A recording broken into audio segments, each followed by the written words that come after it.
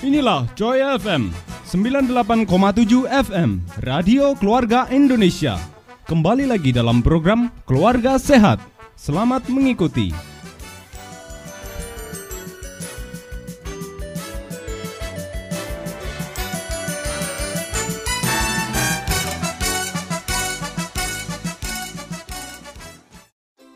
Selamat pagi sahabat Joy, jumpa lagi dengan Ardi dalam program acara Keluarga Sehat. Apa kabar nih sahabat Joy? Well, di cuaca cerah pagi ini, semangat pasti juga cerah dong. Oke, topik kita pagi ini adalah perkembangan emosional anak. Wow, ini topik cocok nih buat sahabat Joy yang barusan nikah atau yang buah hatinya masih anak-anak.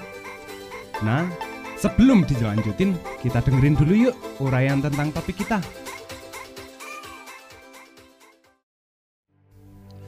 Perkembangan emosional anak.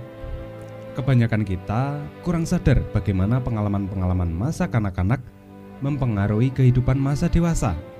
Seringkali, masa anak-anak dianggap sebagai bagian terpisah dan tidak punya kaitan dengan masa dewasa. Masa anak-anak berakhir ketika seseorang sudah beranjak dewasa.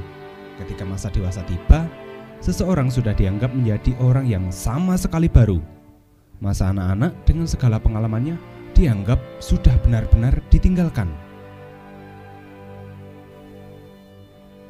Kebanyakan kita kurang menyadari proses perkembangan dari masa anak-anak menuju masa dewasa. Bagian ini seringkali dibiarkan berlalu begitu saja dan kurang diberi perhatian khusus. Seringkali orang tua lebih fokus pada pemenuhan kecukupan materi dan menganggap bahwa itu adalah satu-satunya syarat perkembangan yang baik. Aspek lain dalam perkembangan anak seringkali luput dari perhatian orang tua. Orang tua baru merasa heran ketika anak mulai bermasalah. Baik itu bermasalah dengan lingkungan tempat tinggal, atau bahkan bermasalah dengan orang tuanya sendiri. Perkembangan adalah pola perubahan yang dimulai sejak pembuahan dan terus berlanjut sepanjang masa hidup. Perubahan ini seringkali diiringi pertumbuhan. Sebagai proses yang terus berlanjut, perkembangan juga terdiri dari berbagai tahap. Salah satu tahap ini adalah masa kanak-kanak.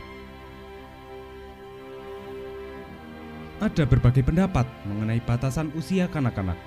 Salah satunya adalah teori psikososial Erikson. Erikson membagi masa anak-anak menjadi masa kanak-kanak awal 3-5 tahun dan masa tengah akhir kanak-kanak 6-10 tahun.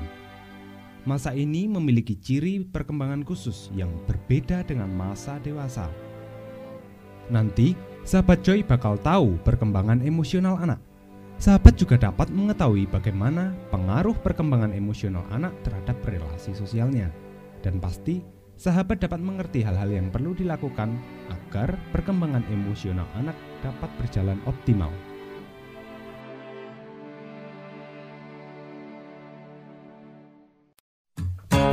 Oke sahabat, seperti itu uraian topik kita pagi ini. Nah, biar lebih jelas, Ardi sudah ditemani seseorang nih.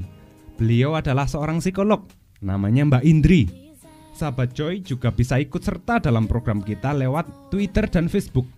Caranya, tweet pertanyaan sahabat lalu mention kita di @joy987fm. Ingat, joy987fm dengan menggunakan hashtag Tanya Keluarga Sehat. Oke, sekarang kita sapa dulu yuk narasumber kita. Selamat pagi Mbak Indri. Selamat pagi juga Mas Ardi. Apa kabar nih Mbak? Alhamdulillah baik Mas. Oke, sip lah. Mbak Indri, kita pengen tahu nih, apa sih karakteristik emosinya anak-anak itu? Baik Mas Ardi dan sahabat Joy, langsung saja saya jelaskan. Masa kanak-kanak itu dibagi menjadi 2 tahap. Yang pertama, anak-anak awal dan anak-anak tengah akhir. Karakteristik perkembangan emosional anak masa kanak-kanak awal itu ada 3, yaitu yang pertama, belajar mengungkapkan emosi. Pada masa ini kesadaran diri anak mulai tumbuh. Anak mulai menyadari bahwa ia berbeda dengan orang lain. Emosi yang dominan muncul pada masa ini adalah rasa bangga dan rasa bersalah. Emosi ini muncul terutama dipengaruhi oleh respon orang tua terhadap perilaku sang anak. Misalnya, seorang anak akan merasa malu ketika orang tuanya mengatakan, "Kamu seharusnya malu karena mencuri." Yang kedua, belajar memahami emosi. Perkembangan paling penting dalam perkembangan emosional anak adalah meningkatnya pemahaman anak tentang emosi. Anak belajar memahami bahwa kejadian tertentu menimbulkan emosi tertentu. Emosi tertentu menimbulkan sikap dan reaksi tertentu, serta emosi tertentu ditunjukkan dalam gestur dan ekspresi wajah tertentu. Dan yang terakhir, yang ketiga, belajar mengolah emosi. Proses mengolah emosi merupakan kelanjutan dari proses memahami emosi. Dalam proses ini, anak belajar untuk memberi nama pada emosi-emosi yang dirasakan. Anak juga mulai belajar tentang sikap apa yang harus dilakukan saat merasakan emosi tertentu. Oh, begitu ya. Oh ya, Mbak, masa anak-anak awal itu usia berapa ya, Mbak? Usia 3-5 tahun. Oh, kalau masa kanak-kanak tengah akhir? Untuk masa kanak-kanak tengah akhir, usia 6-10 tahun. Karakteristiknya ada 4, yaitu yang pertama, pemahaman emosi semakin berkembang. Pada masa ini, munculnya emosi dalam diri anak tidak lagi dipengaruhi respon orang tua terhadap perilaku sang anak. Anak sudah dapat memiliki perasaan sendiri berdasarkan pengalaman-pengalaman yang dialaminya. Anak juga mulai dapat mengenali pengalaman-pengalaman yang menimbulkan reaksi emosional. Yang kedua, meningkatnya pemahaman bahwa beberapa emosi dapat muncul sekaligus dalam peristiwa tertentu. Dengan pemahaman emosi yang semakin berkembang, anak juga dapat merasakan bahwa beberapa perasaan dapat muncul bersama-sama. Misalnya, saat mencapai suatu prestasi, anak dapat merasakan sukacita dan kekhawatiran sekaligus.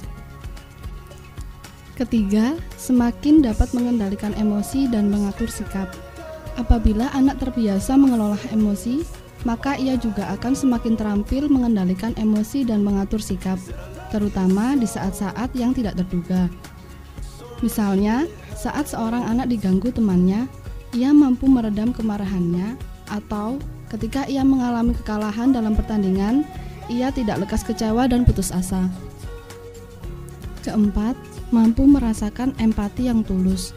Pada masa ini, kepedulian anak terhadap orang lain mulai tumbuh. Anak mulai dapat merasakan kesusahan orang lain dan terdorong untuk membantu. Masa ini adalah saat yang tepat untuk mengasah kepedulian anak. Wow, ternyata luar biasa ya anak-anak itu. Oke sahabat, sekarang waktunya Ardi buka Twitter sama Facebook dulu. Di Twitter ada pertanyaan dari Elvira. Anak saya usia 4 tahun, selalu marah-marah dan mengamuk bila tidak diberikan barang yang diinginkan. Bagaimana mengatasinya? Terus di Facebook ada pertanyaan dari Rena. Saya punya anak kembar usia 5 tahun. Mereka selalu bertengkar kalau diberikan barang yang tidak sama. Bagaimana solusinya? Oke, sekarang waktunya Mbak Indri. Gimana nih Mbak? Buat Ibu Elvira, langsung saja saya jawab ya. Di usia 4 tahun, anak-anak memang sedang belajar mengungkapkan, memahami, dan mengolah emosi. Si kecil ini nampaknya sudah mulai belajar mengungkapkan emosi dengan marah-marah dan mengamuk ya Bu. Yang perlu ditambahkan adalah si kecil perlu diajari cara mengolah emosi yang tepat. Ibu Elvira perlu menjelaskan mengapa si kecil tidak dibelikan barang. Awalnya pasti si kecil menolak, tapi lama-lama pasti akan mengerti.